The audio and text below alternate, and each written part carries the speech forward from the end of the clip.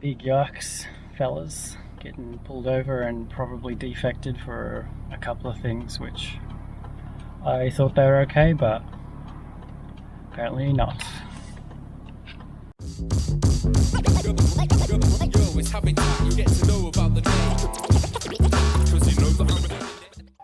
G'day folks, and welcome back to another video.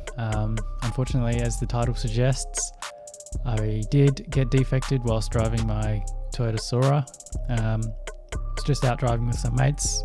In fact, we were on the way home and I got pulled over and defected, which is kind of annoying. As much as I'd like to blame the copper or just the whole scenario in general, there's no one really to blame but myself. I knowingly installed borderline illegal modifications onto the car, and all it took was that one cop who knew the book, he knew the rules, and he wanted to get me, and he did. So this video I'll show you a few of the clips leading up to that situation, and I'll probably see you again at the end of the video for a little bit of a recap and talk about some of the plans in the future and how I'm going to be going forward with the car. So good day folks, welcome to another video.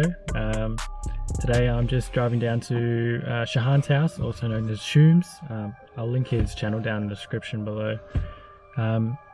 He's just changing his headlight, which apparently on 350Zs is quite difficult, so going over there to give him a hand, and then we're going to go for a cruise, maybe stop at a cafe or something, get a drink or a coffee, and then see where we go after that. So I see you guys there.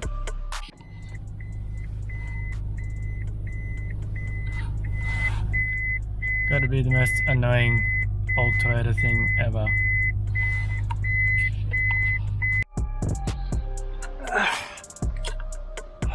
Low seat life.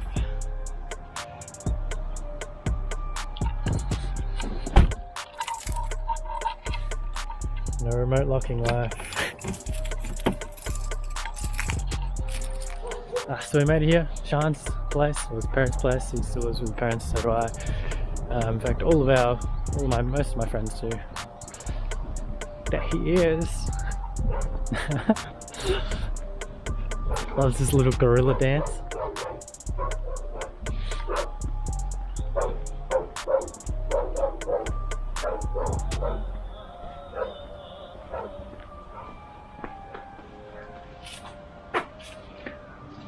What? Wow.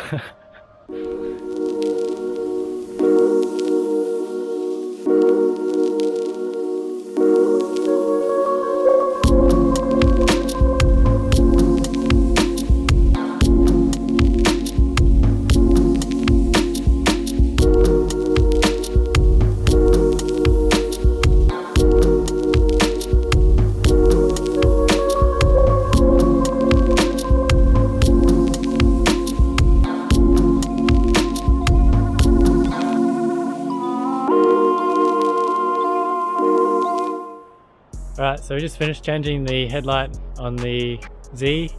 It took us like, no joke, how long? Like an hour? The whole thing from start to beginning, probably. Unbelievable. It turns out we spent a long time trying to put the little spring clip back on, and we just didn't wriggle it around enough, and so it just wasn't working. Anyway, we're going to head out now. I'm not sure where we're going to go, waiting for Leon to respond as well, whether he wants to come. Alright, so Leon's buying a new phone at a JB Hi-Fi pretty close to us, so we're just going to drive there, meet up with him and decide where to go. Almost 5 o'clock now, so most of the cafes and stuff are probably shut, so we might have to revise our plans for a hot chockey. Anyway, see you there. So me and Shahan are going to cruise there, meet him in the car park, and then decide what we're going to do from there. We did want to...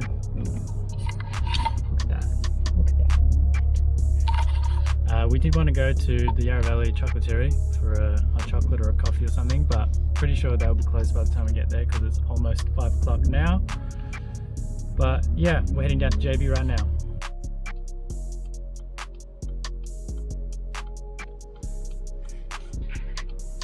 So we're just heading down to the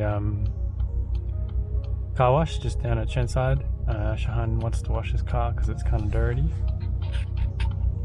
Okay, so it was at this point we just left the JB Hi-Fi and we went to the car wash, and then after that we went to Knox Westfield to get some food. In fact, we got some fat churros and chocolate dipping sauce, and if you really want to see that content, you can check out one of the guys who was with me, Shooms. He's got a channel and I can link him down below if I've not already done so.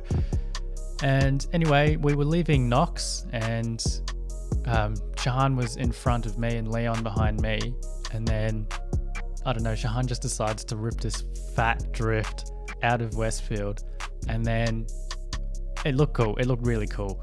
And then we pulled up to the lights to turn onto the major road, and there's just a highway patrol sitting at the intersection as well, and I was like, that's it, Shahan is gone, he's done, the lights are coming on, he's getting booked for hooning, for losing traction, all of this stuff.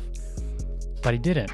And then we turned and went down Burwood Highway, and I saw in my rear view the cop had done a U-turn and he was now following us. And he followed Leon for about 20 seconds and then was like, nah, that's just a Lancer, so we'll move on. Then he pulled behind me and he was following me for about 30 seconds. And then another car pulled in front of him.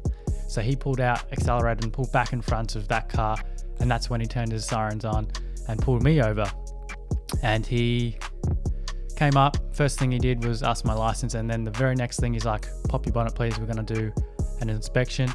And no joke, he spent about 45 minutes doing a full over of the car, like top to bottom. He was lying on the ground, measuring underneath, had his torch head full in the engine bay, checking like every single thing in there.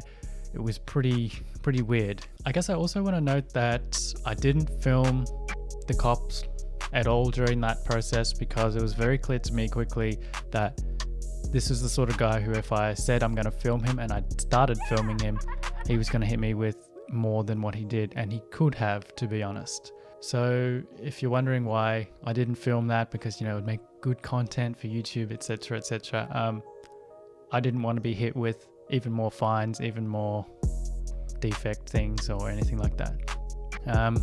He ended up defecting me for the steering wheel. It's got exposed metal, and if the original doesn't have it, you're not allowed it. That's kind of fair enough, I suppose. I have read that rule. The roll cage, whilst it is a CAMS approved cage, it hasn't been CAMS approved, if that makes sense. So AGI have built it according to CAMS specification, but I need to go to CAMS and get it certified. So that one was fair enough. I did kind of know that one. He got me for wheels being too wide. He said the Kawamis were too wide. The stocks were 7-inch and I'm only allowed to go to 8-inch, he said. I am very confident that he is incorrect there. According to the rules, I can go as wide as an 11-inch wheel, as long as it's within the guards and as long as the offset's okay. And so those Kawamis should be fine. But for the time being, I'll probably go back to stock wheels just to get the roadworthy, and maybe till I'm off my P plates as well. And finally, he got me for engine oil leaks on the block. Now, being a 30-year-old car, it's going to have some oil somewhere down there. Whether or not that means it's leaking or not is kind of stupid. But the fact that he would put that down after it was very dark, like almost pitch black. So in almost total darkness with a torch, he was able to say, yep, this engine is leaking. I'm going to defect you for that. So that was kind of stupid, and he wrote up the defect. He hit me with a $413 fine, and he ticked the roadworthy cert box, so I have to now get a roadworthy as well, which means the whole defect thing is going to cost me around about $1,000, pushing back plans for future mods and stuff. And I don't know, the whole situation was kind of weird because he was quite friendly to me and polite, but then he defected me for some really pedantic things that didn't really affect the integrity or the roadworthiness of the car at all. But anyway, it is what it is. It's a bit of a bummer because I had so much, I had really big plans for what I wanted to do with the car, and whether or not I'll actually get to do them, I think it does put in perspective. Whilst you want to modify your car, you do have to stay within the rules, because cops like this one will get you and they'll hit you hard. So anyway, that's probably it for this video. yeah, not really much else to say. There'll be a couple of videos coming up, maybe just one of me getting the car ready for the roadworthy and clearing the defects. So stay tuned for those. Anyway, I'll catch you guys later.